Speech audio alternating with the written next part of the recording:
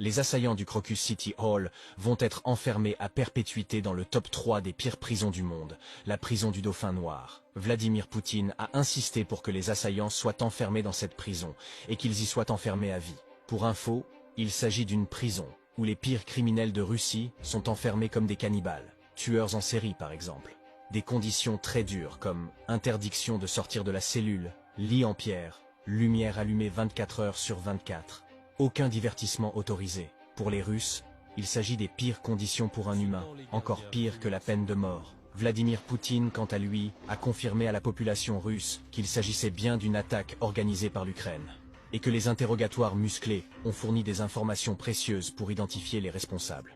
Il informe que c'est une manipulation de l'Occident et que les revendications de l'État islamique ont été inventées pour semer la panique et retourner le peuple russe contre son président. Un risque d'escalade sérieux est attendu de la part des Russes en Ukraine. L'OTAN, dirigée par les USA, se disait de se préparer au pire. La prison du Dauphin Noir en Russie, dans la tradition du goulag, est l'une des plus terrifiantes au monde. Les détenus ne peuvent pas manger ensemble.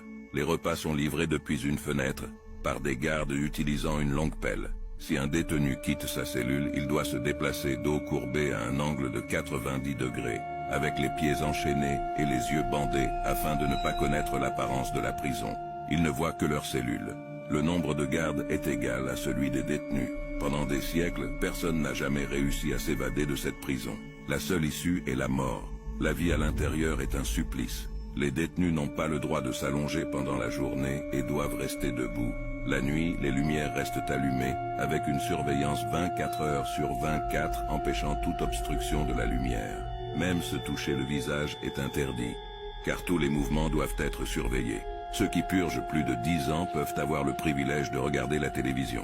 Le président russe soutient cette idée. Il veut un instrument de terreur entre ses mains, un endroit où tout le monde a peur d'aller. Que pensez-vous de ces conditions extrêmes? Spécificité de la prison du Dauphin Noir, les détenus ne se déplacent qu'en position contrainte, afin de les rendre inoffensifs. Pliés en deux, la tête vers le sol, les mains menottées. Quand ils passent d'un bâtiment à l'autre, on leur bande les yeux.